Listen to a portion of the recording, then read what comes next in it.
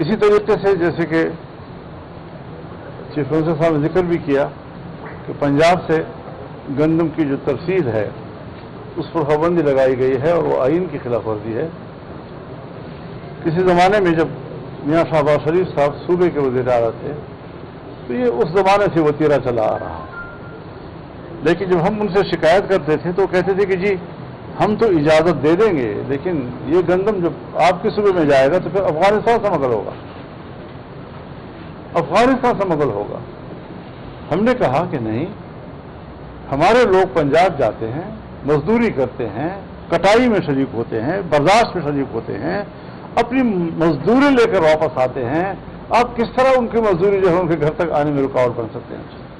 और आज हम कहते हैं उनको कि आप ही ने तो सरहद बंद की हुई है। जब अफगानिस्तान और पाकिस्तान के दरमियान सरहद ही बंद है तो फिर समझने का क्या तस्वर हो सकता है? तो इस सूरत हाल में भी हमारे सूबे के अवाम के लिए गंदम की बंदिश जो है आइन की भी खिलाफ वर्जी है, इंसानी हुकूक की भी खिलाफ वर्जी है और यहाँ के गरीब लोगों के हक पर डाका डालने के मुतरादिफ है। इसके अलावा कल जीबी में गिलगित बल्तिस्तान में जो इलेक्शन हुए हैं, मैं अभी इस तफसील में तो नहीं जाऊंगा, लेकिन वहाँ से जो हमें इनिशियल इत्तलाआत मौसूल हुई हैं तो उस हवाले से हमारा इस पर इत्तेफाक है कि हम जीबी इलेक्शन को मुस्तरद करते हैं। तो ये कुछ नुकात थे जिस पर बात हुई। आपके यहाँ आपके घर पर हमने हमेशा देखा है कि तहरीक इंसाफ की वकूल जाते हैं इस्लामाबाद में, आपकी मुलाकातें उनसे होती रहती हैं, अब्बास कैसर साहब यहाँ पे मौजूद हैं और इस सारे सिलसिले पर JUI और PTI के कारकुनों के साथ साथ आम लोगों की भी बड़ी नजरें हुआ करती थी और तासुर यह था कि आपने कभी पकड़ाई नहीं है। आज लग रहा है कि आपने थोड़ी बहुत पकड़ाई की है। हम जिंदा रहेंगे तो NFC भी होगा और हकूक भी होंगे। ये जो अमन अमान का मसला है, इस पर इत्तेफाक क्या हुआ है कि किस तरीके से इस मसले से निपटा जा सकता है? देखिए, मैं अपनी बात कर लेता हूँ और मेरे ख्याल में यही हक PTI को भी है कि मैं ये चाहूँगा कि विफाक में इन तमाम मामलात पर तमाम पार्टियों को अंगेज किया जाए, चाहे उसका ताल्लुक अपोजिशन के साथ हो, चाहे उनका ताल्लुक हुकूमत के साथ हो।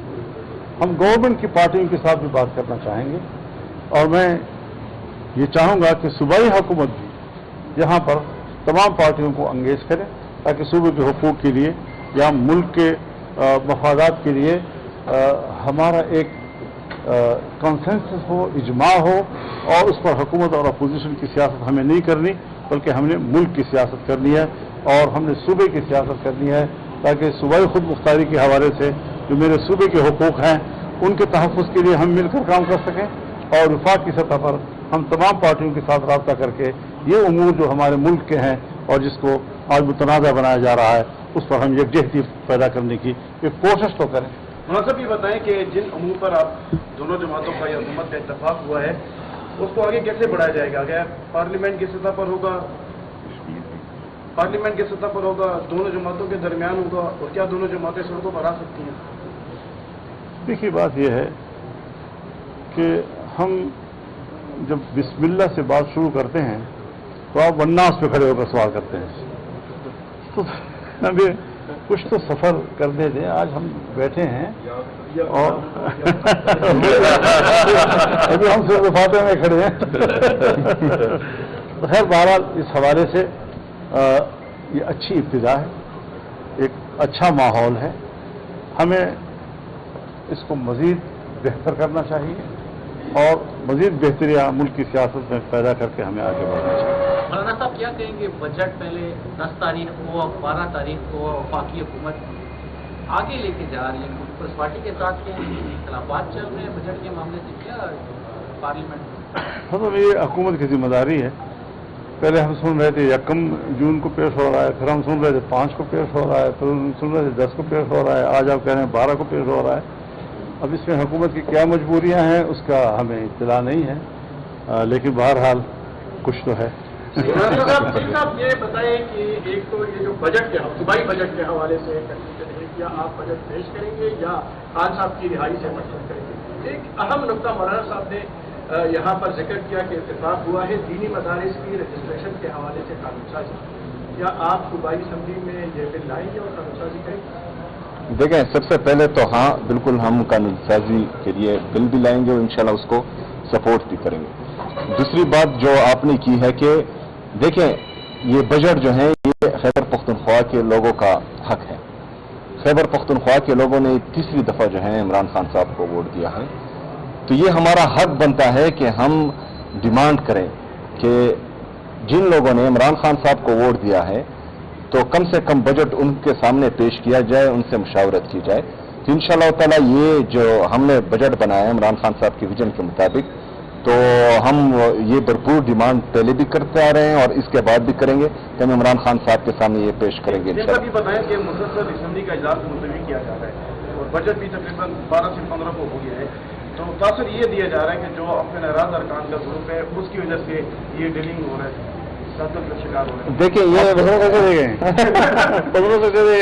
یہ ہم جب چھوٹے تھے اور ہمارے والد صاحب باہر دنیا میں ہوتے تھے تو ہم یہاں سے کال کرتے تھے اور تھوڑا سا ناراضگی کا اظہار کرتے تھے، کیونکہ ہمیں پتا ہوتا تھا کہ وہ جب واپس آئیں گے اور تھوڑی ناراضگی کا اظہار کریں گے تو اپنے ساتھ کچھ لائیں گے. ہمارے جو مسلسل گندم کو روکا جا رہا ہے پنجاب کی حکومت کی طرف سے، اس پر بات چیت ہوئی. یہ آرٹیکل 151 کی کلی خلاف ورزی ہے. یہ غیر آئینی کام ہو رہا ہے جو ہمارے گندم کو روکا جا رہا ہے. اس پر بھی مولانا صاحب کے ساتھ ہماری اتفاق رائے ہوئی ہے کہ یہ نہیں ہونا چاہیے اور اس کے خلاف جو ہے ہم مشترک آواز اٹھائیں گے انشاءاللہ تعالی. دوسرا جو گیس کی بندش ہے، آرٹیکل 158 آئین کا وہ صاف صاف کہتا ہے کہ جو صوبہ بھی گیس پروڈیوس کرتا ہے اس صوبے کا حق ہے کہ وہ یہ گیس پہلے خود استعمال کرے، جب اس سے اضافی ہو تو وہ باقی پاکستان میں دے. ہمارا صوبہ 500 MMCFD گیس پروڈیوس کرتا ہے اور ہماری کنزمپشن صرف جو ہے 150 MMCFD ہے. باقی جو 350 MMCFD ہے یہ پورے پاکستان میں ہم دے رہے ہیں. لیکن وفاق کی طرف سے گیس کی بندش یہ خیبر پختونخوا کے ساتھ سوتیلی ماں جیسا سلوک ہے جو مسلسل ہو رہا ہے. اس پر بھی ہماری اتفاق رائے ہوئی ہے.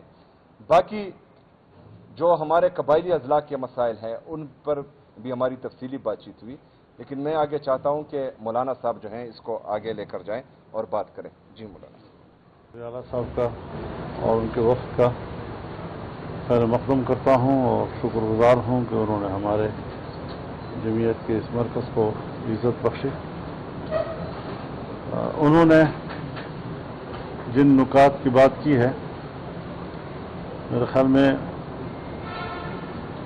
شاید گفتگو لمبی ہونے کے خوف سے انہوں نے مختصر کر کے بات کی ہے. بہت سے نکات پر اتفاق رائے ہے. NFC ایوارڈ ایک خالصتاً ایک آئینی حق ہے صوبوں کا اور جس میں اضافہ تو ہو سکتا ہے لیکن کمی نہیں کی جا سکتی. یہ ایک صوبائی حق ہے جو پارلیمنٹ کے اتفاق رائے کے ساتھ تسلیم کیا گیا ہے. اس پر قسم قسم کا کوئی ہم اس کے خلاف کوئی اقدام کو قبول نہیں کر سکتے.